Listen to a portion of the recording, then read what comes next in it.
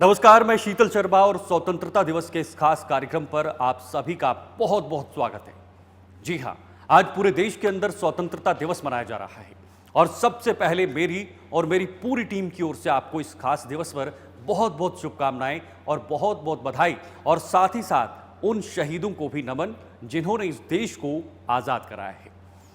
तो देश दिन प्रतिदिन आगे बढ़ रहा है, देश लगातार उन्नति कर रहा है, तकनीकी रूप से सशक्त हो रहा है। साथ ही साथ देश इस वक्त आज़ादी का अमृत काल भी मना रहा है। सरकार ये दावा कर रही है कि सबका साथ, सबका विश्वास और सबके विकास के साथ हम आगे बढ़ रहे हैं। लेकिन क्या देश में रहने वाले हर वर्ग को इसका लाभ मिल रहा है?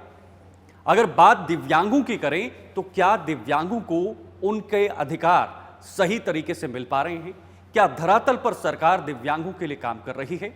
आज के इस खास दिवस पर हम दिव्यांगों का दुख दर्द जानेंगे, उनकी जो पीड़ाएं हैं वो भी आपके सामने रखने की कोशिश करेंगे कि आखिर सरकार की तरफ से उन्हें क्या कुछ दिया जाता है, या फिर किन किन चीज़ों से, किन किन सुविधाओं से वो देश में अभी भी वंचित हैं। इन्होंने अपना दुख दर्द भी साझा किया है, चलिए सुनाते हैं।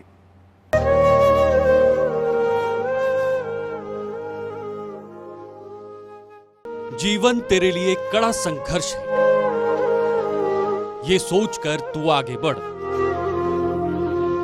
जीवन की राहें तेरे लिए नहीं है आसान, ये सोचकर तू आगे बढ़। अपनी कमजोरी को अपनी ताकत बनाकर तू आगे बढ़। दुनिया को कुछ कर दिखाने का जज्बा लेकर तू आगे बढ़।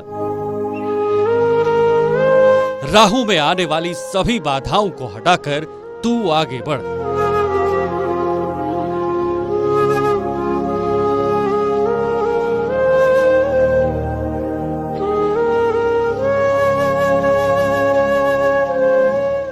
यह वो लोग हैं जो शारीरिक रूप से विकलांग हैं। बेशक ये लोग शारीरिक रूप से विकलांग हैं, लेकिन इनका बुलंद हौसला उनकी विकलांगता पर भारी पड़ता है।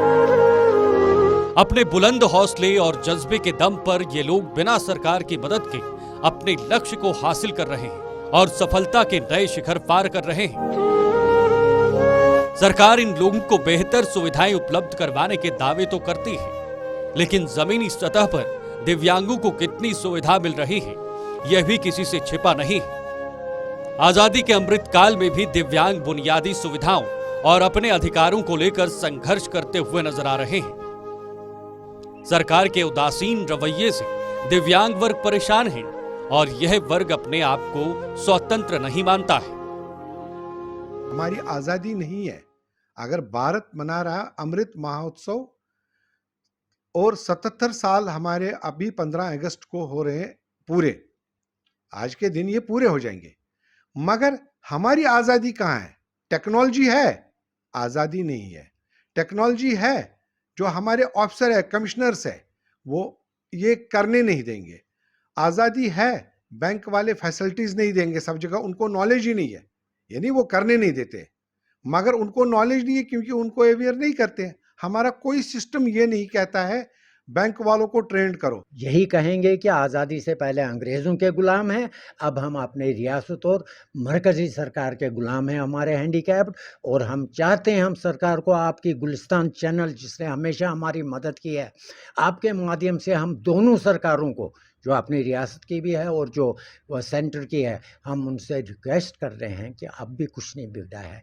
अब भी कम से कम प्रोविंशियल लेवल पर स्कूल्स खोलिए, विकलांगों के लिए अलग अलग स्कूल खोलिए, उनके लिए जो ऑर्थोपेड के लिए उनके लिए रैंप्स बनाइए गवर्नमेंट बिल्डिंगों में, सरकारी स्कूलों में, ताकि बच्चे स्कूल जा सकें, बच्चे वहाँ तक जा सकें। और इनको कम्युनिटी का दर्जा दे दीजिए, जिस तरह आपने SC ST OBC को किया है। अगर 10% पॉपुलेशन है तो ये तो कम्युनिटी है, कम्युनिटी का दर्जा नहीं देंगे, कम से कम इनको शेड्यूल कास्ट के जिस तरह उनको जो फैसिलिटीज़ है वही फैसिलिटीज़ इनको दे दीजिए।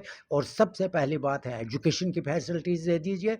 आपने आई वाश किया है, 4% आपने रिजर्वेशन कोटा रखा है एक्ट में। जब स्कूल ही नहीं है, ये पढ़े लिखे नहीं है, तो वो रिजर्वेशन में कौन जा रहा है? 75 ईयर्स हो चुके हैं हमारे देश को आज़ाद हुए, बट डिसेबिलिटीज़ आज भी एक गुलामी है, जितनी भी डिसेबिलिटीज़ हैं।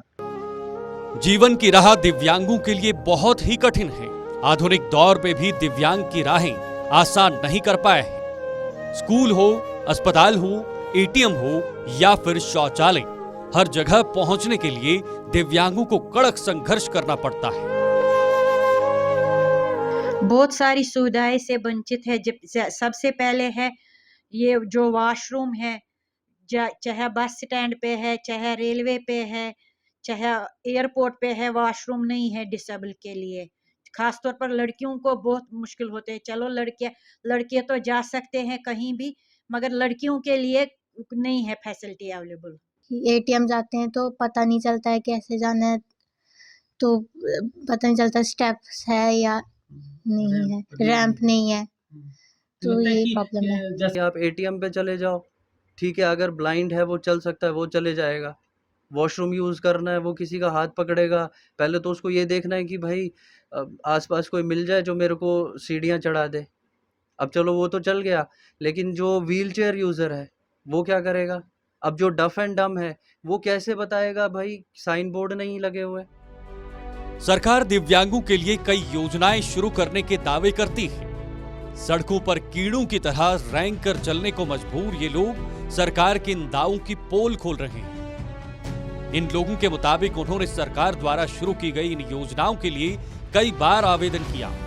लाभ लेने के लिए समाज कल्याण विभाग के कार्यालयों के भी चक्कर काटे, अपनी विकलांगता का हवाला भी दिया, चलने फिरने में आने वाली परेशानी का दुखड़ा भी रोया, लेकिन किसी भी अधिकारी को उन पर तरस नहीं आया और आज भी वो बेसब्री से सरकार की इन योजनाओं के लाभ का इंतजार कर रहे हैं।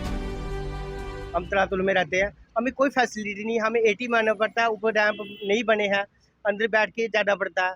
वो किसी भी हमें हॉस्पिटल में ओपीडी में जाना पड़ता है, उधर कोई सूरत नहीं, कोई व्हील चेयर कुछ भी नहीं है। पेंशन हमारी बंद हो गई है। हमने फॉर्म भरे थे और यूआईडी कार्ड भी बनाया, सब कुछ किया, फाइल भी जमा की, 2 बार फाइल वापस आ गई। स्कूटी का फॉर्म भी भरा था, वो भी वापस हो गया। हम गवर्नमेंट से अपील करें, हमारे लिए क्या कुछ भी नहीं है, बड़े लोग के लिए हमारे लिए कुछ भी नहीं है, हमें कोई सूरत नहीं है। हमें जब कभी भी जाना हो बैठ के जाना पड़ता है, हॉस्पिटल जाना हो, अभी हमें स्कूल में पढ़ता था, स्कूल जाना था, उधर भी बैठ के जाना था, कोई फैसिलिटी नहीं थी।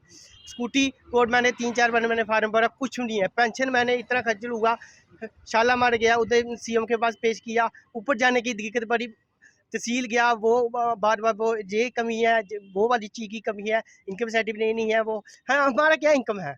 हमारी इनकम नहीं, हम की कौन सी इनकम लगी है?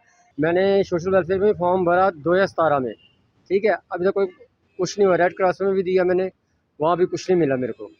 अब जाके मैंने खुद अपनी खरीदी है, ठीक है, और भी सुविधाएं आई हुई हैं, और भी काफ़ी सारी सुविधाएं आई हुई हैं जो हमें नहीं मिलती हैं। जिनकी सिफारिश हो उनको ही मिलती हैं। जो यहाँ पे कुछ पैसे दे के काम चल जाए वो भी हो सकता है, या कुछ ऐसे करो तो ऐसे में हमारी फाइल दब जाती है।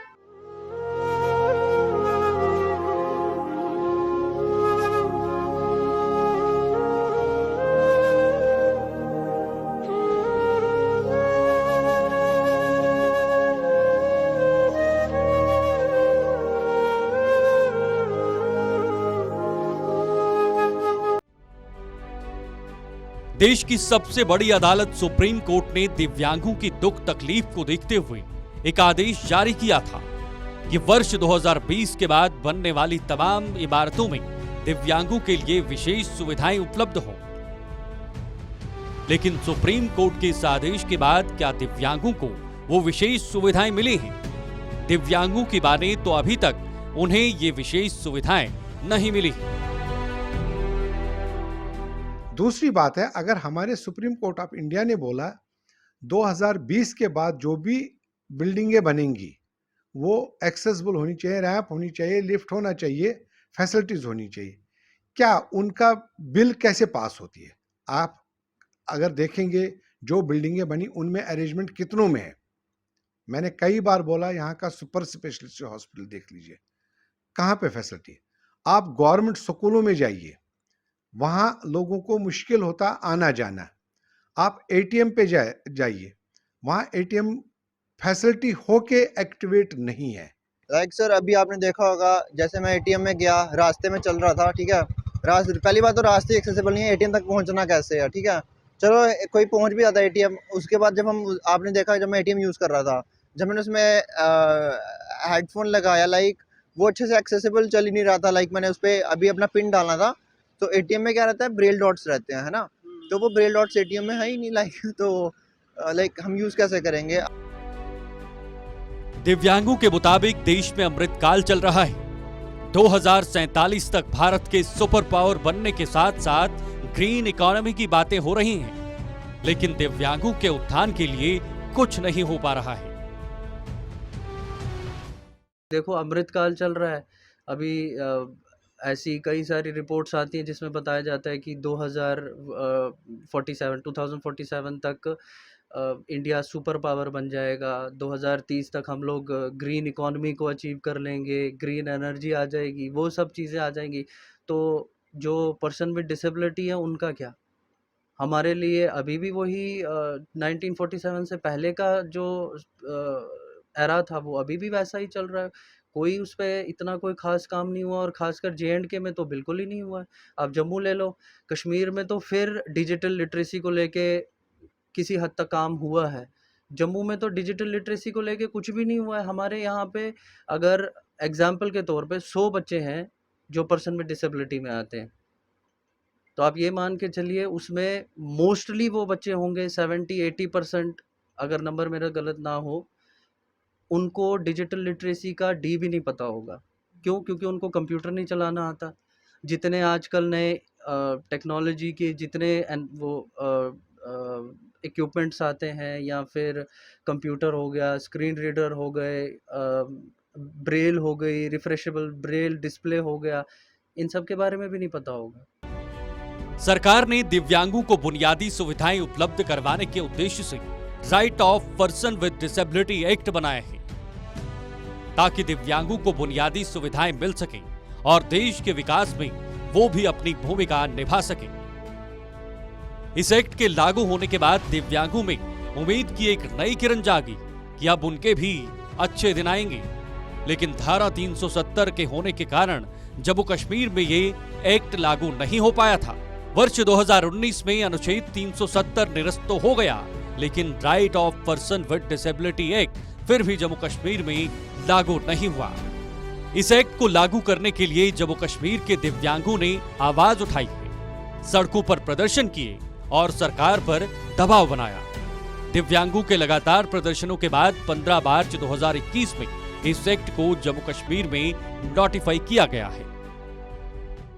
पहली बात है RPWD एक्ट जो बनाया गया 2016 में भारत सरकार ने, मैंने इसमें नॉलेज गेन की, इसको पढ़ा, बहुत कुछ फैसिलिटीज़ है, और बदकिस्मती से हमारी स्टेट में 370 था, 19 में ये हट गया, मगर तब भी लागू नहीं किया 2021 तक। 2021 में 15 मार्च को नोटिफाइड हुआ, हमारी सभी ग्रुपों की तरफ से स्ट्रगल करके।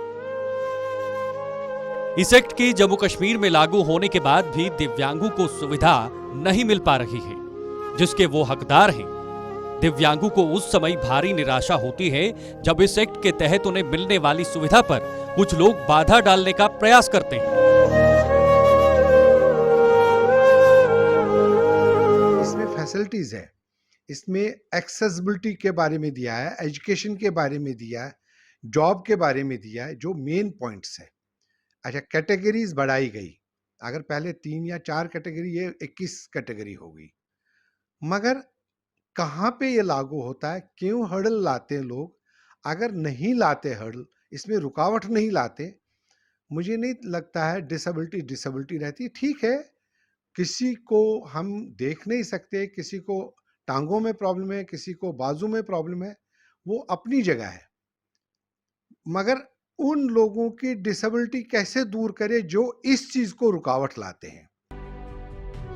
जम्मू कश्मीर में right of person with disability act लागू तो हुआ है, लेकिन वो भी पूरी तरह से लागू नहीं हुआ, जिसके कारण दिव्यांगों को न तो वो अधिकार मिले और न ही इस कानून के तहत मिलने वाली सुविधा। अभी तक डिसेबिलिटी एडवाइजरी बोर्ड का गठन तक नहीं हुआ है। इससे साफ हो जाता है कि सरकार दिव्यांगों और इस एक्ट को लेकर कितनी गंभीर है।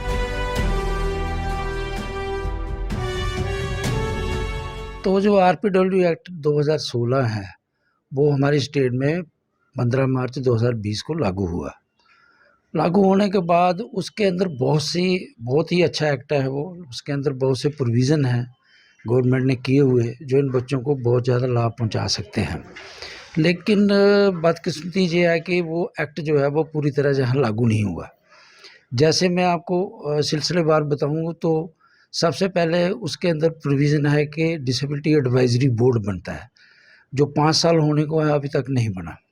उसके अंदर एक एक्सपर्ट कमेटी होती है जिसकी टर्म 3 साल की होती है। उसका मैं मेंबर रह चुका हूँ, तो वो भी जो उसकी टर्म है वो ख़त्म हो चुकी है। इसी तरह उसके अंदर एक प्रोविज़न है जिसको बोलते हैं डिसेबिलिटी फंड। तो वो फंड में भी एक कमेटी बनती है और जितने ये CSR होता है उसके तहत उसमें फ़ंड इकट्ठा किया जाता है। और जो लोग बहुत ज़्यादा बीमार हैं, जब बहुत ज़्यादा तकलीफ़ में हैं और वो अपना खर्चा मेडिसिन का नहीं उठा सकते, तो वो उनको वहाँ से दिया जाता है। लेकिन वो फंड अभी तक क्रिएट ही नहीं हुआ, ना ही वो बना है। सोशल सिक्योरिटी स्कीम की बात करें तो इस एक्ट के मुताबिक दिव्यांगों को 25% अधिक सोशल सिक्योरिटी स्कीम का लाभ मिलना चाहिए, लेकिन जमीनी स्तर पर ऐसा नहीं हो रहा है। दिव्यांगों को इन स्कीमों का लाभ लेने के लिए कड़ा संघर्ष करना पड़ता है और कुछ तो लाभ उठाने में सफल रहते हैं, लेकिन अधिकतर कुछ दिव्यांगों को निराशा ही हाथ लगती है।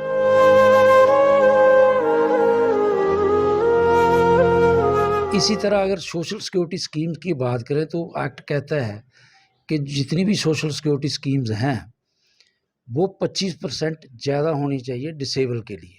तो आप हमारे यहाँ देखोगे तो जो पेंशन मिलता है वो 1000 मिलता है, विडो को 1000 मिलता है, ओल्ड एज को, और 1000 ही हमारे विकलांग भाइयों को मिलता है, जबकि ये 25% उससे ज़्यादा होना चाहिए। कड़े और लंबे संघर्ष के बाद सांबा में 28 दिसंबर 2023 में composite regional centre for skill development rehabilitation empowerment of persons with disabilities का शुभारंभ हुआ। लेकिन इतने महीने बीत जाने के बाद भी इस सेंटर में न तो क्लिनिकल साइकोलॉजिस्ट और न ही ऑक्यूपेशनल थेरेपिस्ट।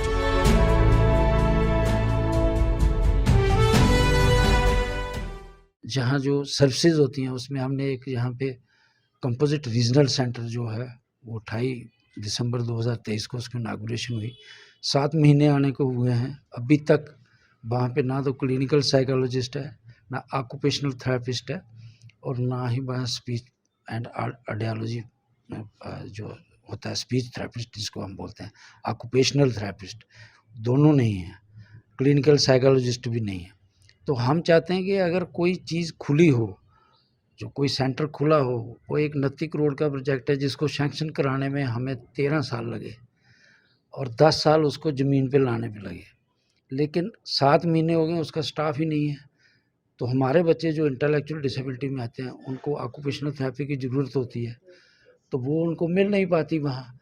और अगर हम कहीं उसको बाहर करवाते हैं प्राइवेट में तो वो एक सीटिंग का 500 रुपया मांगते हैं, जो कि हर किसी के बस की बात नहीं है। और ऐसा भी नहीं है कि 2 या 4 बार करवाने के बाद बच्चा ठीक हो जाता है, वो सालों साल करवानी पड़ती है। तो ये कुछ पॉइंट्स हैं हमारे इसमें जिनको लागू नहीं किए गए, और हम सरकार से यही चाहेंगे कि वो अगर आरपीडब्ल्यू एक्ट को उन्होंने लाया तो इसको पूरा कंप्लीट इसको इम्प्लीमेंट करें। दिव्यांगों को बेहतर सुविधाओं के नाम पर सरकार कानून बनाकर वाहवाही तो खूब लूटती है, लेकिन इन कानूनों को पूरी तरह से लागू करने में सरकार कहीं न कहीं चूक कर जाती है। कानून पूरी तरह से लागू न होने से वो मकसद पूरा नहीं होता जिसके लिए कानून बनाया गया होता है।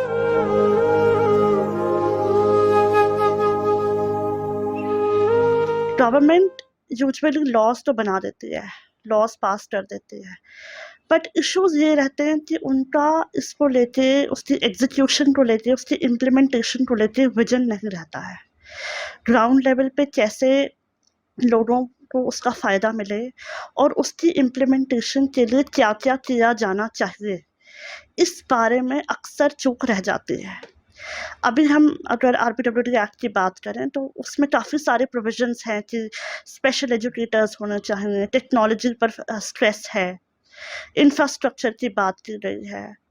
काफ़ी अच्छे प्रोविजंस ये भी हैं कि जैसे नई डिसेबिलिटीज़ को ऐड किया गया है, लेकिन क्या उसके लिए काम हो रहा है? That is the problem. अब हम इंफ्रास्ट्रक्चर की बात करें तो आज की डेट में तो कई बार हमारे जो नॉर्मल ओल्ड एज लोग होते हैं उनके लिए प्रॉपर इंफ्रास्ट्रक्चर नहीं होता है। दिव्यांगों को एटीएम में हर तरह की सुविधाएं उपलब्ध होने के दावे तो किए जाते हैं, लेकिन दिव्यांगों की माने तो ये सभी दावे खोखले हैं। कहीं एटीएम में रैंप नहीं है, एटीएम में स्पेशल सॉफ्टवेयर तो है लेकिन वो अपडेट नहीं है, जिसके कारण उन्हें भारी परेशानियों का सामना करना पड़ता है। अब हम इंफ्रास्ट्रक्चर की बात करें तो आज की डेट में तो कई बार हमारे जो नॉर्मल ओल्ड एज लोग होते हैं उनके लिए प्रॉपर इंफ्रास्ट्रक्चर नहीं होता है, तो डिसेबल्ड लोगों के लिए तो और ही प्रॉब्लम है। हमारे जो रोड्स हैं फॉर एग्जांपल वो डिसेबल्ड फ्रेंडली नहीं है। पब्लिक प्लेसेस पे वॉशरूम जो ऑर्थोपेडिक के लिए स्पेशली वॉशरूम्स वगैरह एक्सेसिबल नहीं है। एटीएम्स हैं वहाँ पे हर जगह रैंप्स नहीं होते, और ब्लाइंड इंडिविजुअल के लिए तो ये प्रॉब्लम है कि वो एटीएम तक जा तो सकते हैं बट जो एटीएम मशीन्स हैं वहाँ पे जो सॉफ्टवेयर उनको चाहिए वो सॉफ्टवेयर डले हुए हैं पर वो एक्टिवेटेड नहीं है। स्पेशल एजुकेटर्स हर जगह अपॉइंटेड नहीं है, कई लोगों को तो ये भी पता नहीं है कि स्पेशल एजुकेटर्स होते क्या हैं।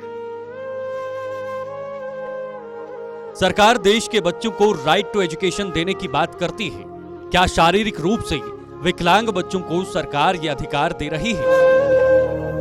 दिव्यांगों को शिक्षा ग्रहण करने में पेश आने वाली चुनौतियों को क्या सरकार दूर कर रही है? क्या सरकार दिव्यांग बच्चों को आधुनिक तरीके से शिक्षा दे रही है? इन सवालों के जवाब में दिव्यांगों का कुछ यूं कहना है।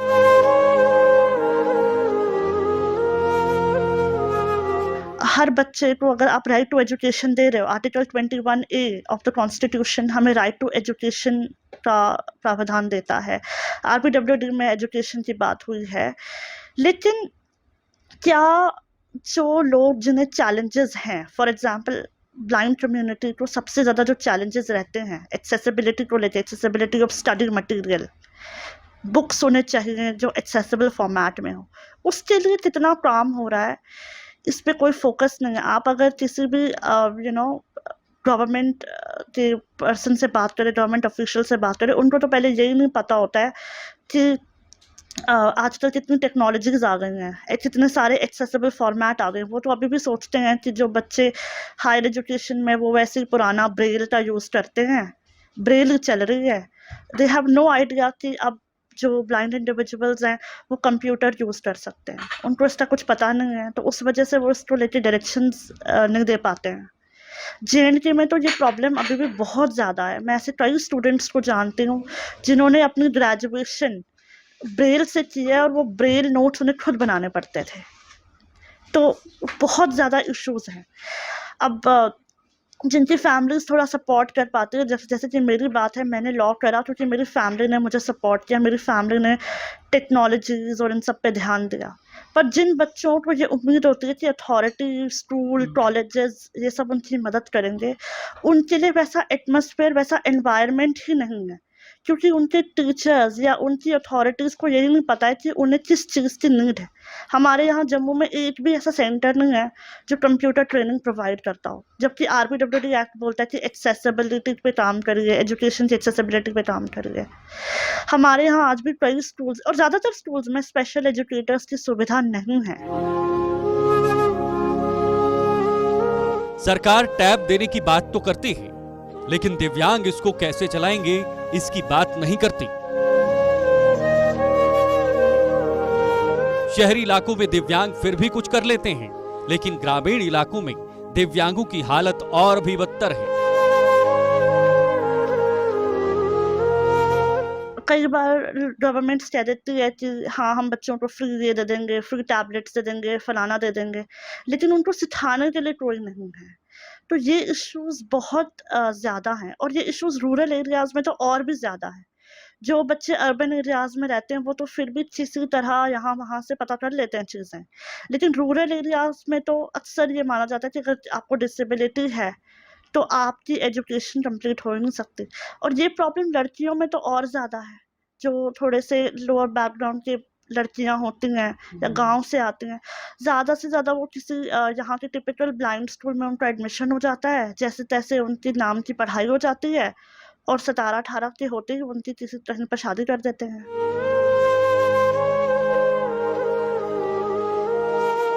दिव्यांगों के जीवन को बेहतर बनाने के लिए इन लोगों ने अब उपराज्यपाल से गुहार लगाई है।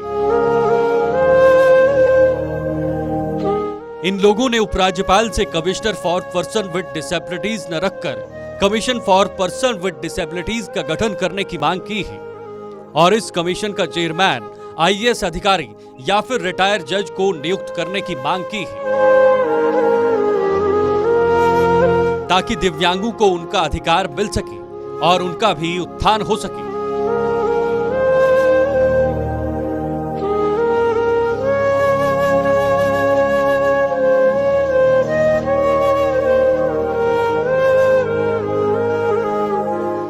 इसलिए मैं गवर्नमेंट को, गवर्नर साहब से अपील करता हूं, कमिश्नर को कमिश्नर न रख के कमीशन बनना चाहिए और उसका चेयरमैन जो होगा आईएएस ऑफिसर या रिटायर जज कोई होना चाहिए। उसके साथ मेंबर्स होने चाहिए, चाहे विजुअली इंपेयर्ड में एक, डेफ एंड डम्ब में एक और आर्थो में एक, जिनको प्रॉब्लम होती, जो प्रैक्टिकली देखे हमारे लिए क्या प्रॉब्लम है। हमारी प्रॉब्लम कोई और नहीं जान सकता है। दिव्यांगों की हालत को देखकर तो बस यही लगता है कि सरकार ने अभी तक दिव्यांगों के लिए कुछ नहीं किया है। स्वतंत्रता के बाद से लेकर अब तक की सरकारों की बात करें तो इन सरकारों ने दिव्यांगों के हक में स्लोगन जरूर दिए हैं, लेकिन उनके उत्थान के लिए काम कुछ नहीं किया है। मौजूदा समय भी सरकार को जीवन जीने के लिए संघर्ष करने वाले दिव्यांग नहीं, बल्कि एसटी, एससी और ओबीसी वर्ग के लोग ही नजर आ रहे हैं।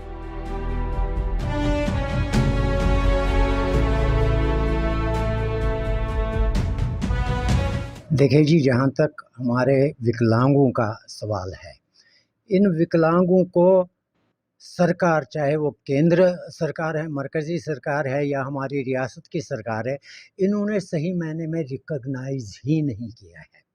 सिर्फ ये स्लोगन देते हैं एजुकेशन फॉर ऑल, सबके लिए शिक्षा अनिवार्य, 14 साल तक कंपलसरी एजुकेशन, ये जानते हुए भी कि 10% पॉपुलेशन जो हमारे भारत की है वो विकलांगों की है, लेकिन उनको कुछ आज तक नहीं मिला। इनको तो सिर्फ नज़र आ रहा है शेड्यूल कास्ट, शेड्यूल ट्राइब और अदर बैकवर्ड क्लासेस, इसलिए इनको विकलांग कभी नज़र आया ही नहीं। और विकलांगों के लिए जो कुछ भी इन्होंने किया वो सिर्फ आईवाश है। देश का दिव्यांग अब सरकार से ये सवाल कर रहा है कि स्वतंत्रता के बाद सरकार ने डीफ एंड डम्ब के लिए कितने स्कूल बनाए, ब्लाइंड और विजुअली हैंडीकैप्ड के कितने स्कूल खोले।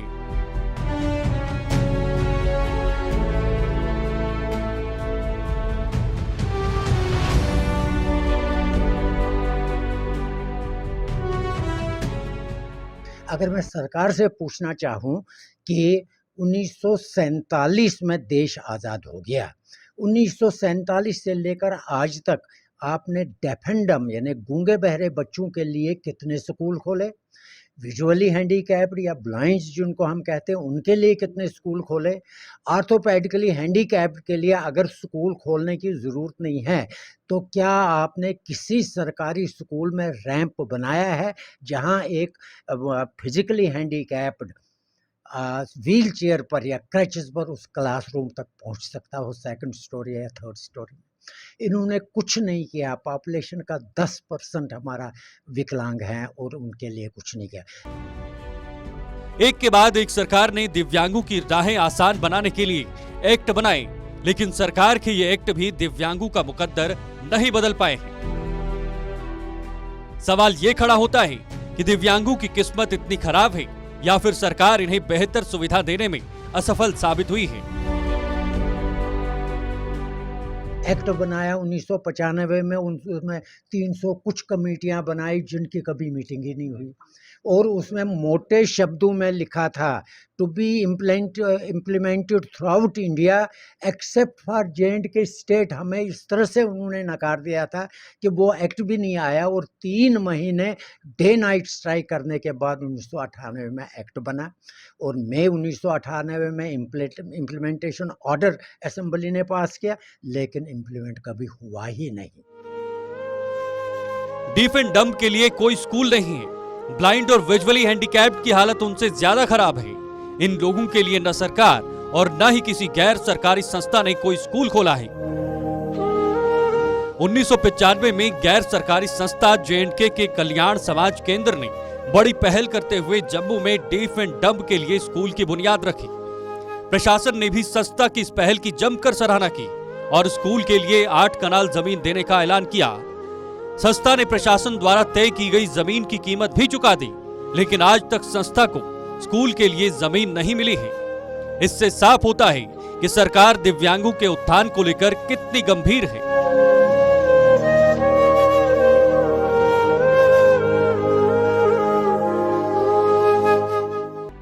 समाज में कुछ लोग ऐसे भी हैं जो अपने स्तर पर दिव्यांगों के जीवन को बेहतर बनाने के प्रयास में जुटे हुए हैं। ये लोग दिव्यांग बच्चों को आधुनिक तरीके से पढ़ना लिखना और जीवन में बिना सहारे के आगे बढ़ने के गुण सिखा रहे हैं।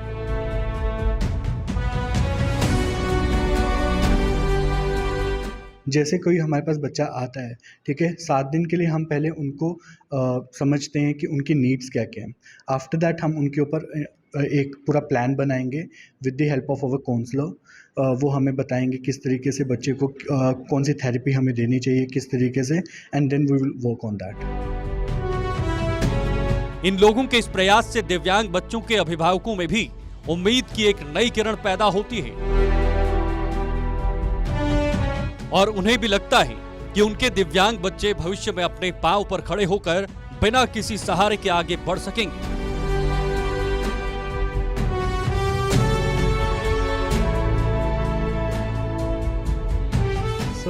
इट टेक्स 6 मंथ से लेकर 1 ईयर तक। अगर हम बात करें, इसमें हम पहले बच्चे की जो हाइपर एक्टिवनेस है उसको काम डाउन करते हैं, then we focus on the special education, कि जिसमें हम बच्चे को ADLs के बारे में हम तैयार करते हैं कि वो अपनी डेली एक्टिविटी कर सके। वोकेशनल ट्रेनिंग भी हम देते हैं एंड उसको एक तरह से इंडिपेंडेंट करने का हम पूरी कोशिश करते हैं। आंखों की ज्योति से वंचित ये लोग प्रकृति के रंग तो नहीं देख सकते, लेकिन 7 सुरों की सरगम इनके रोम रोम में बसी हुई है।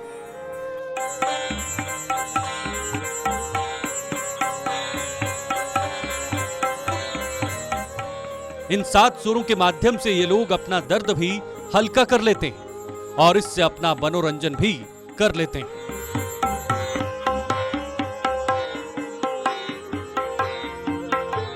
देश की सरकारों ने बेशक इन लोगों के लिए वो सब कुछ नहीं किया जिसके ये हकदार थे, लेकिन जिस तरह आम भारतवासियों में देश के लिए कुछ करने का जज्बा है, उससे कहीं ज्यादा शारीरिक रूप से विकलांग इन लोगों में नजर आता है।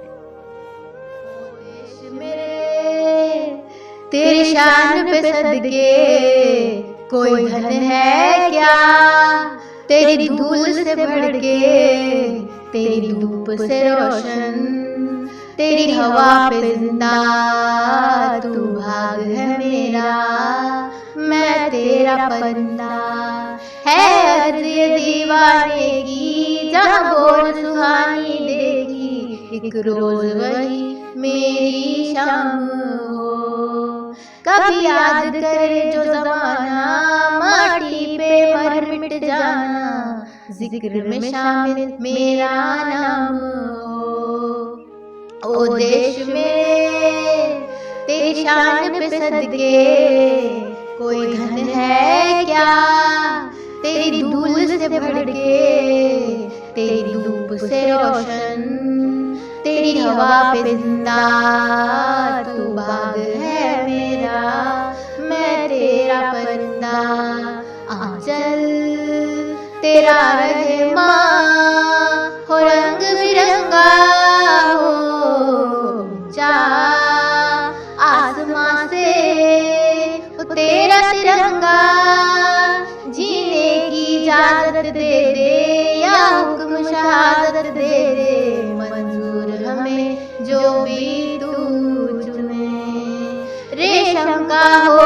इंशाल्लाह या कफन सिपाही वाला, ओढ़ेंगे हम जो भी तूने। ओ देश मेरे तेरी शान पे सदके, कोई धन है क्या तेरी धूल से बढ़ के, तेरी धूप से रोशन, तेरी हवा पे जिंदा, तू भाग है मेरा, मैं तेरा परिंदा।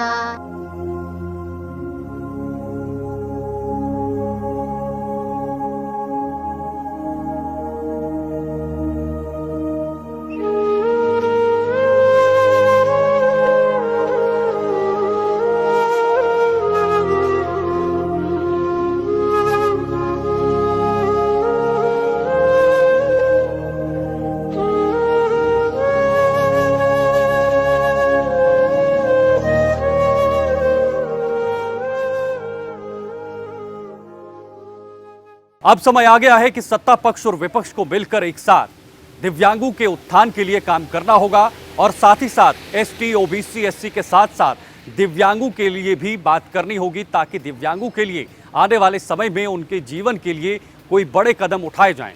आज के इस खास दिन पर आइए आप भी और हम सब मिलकर दिव्यांगों के उत्थान के लिए आवाज उठाएंगे और आगे, ताकि उनको सभी सुविधाएं सरकार की तरफ से मिल पाए, जिससे वो काफी समय से अभी भी वंचित है।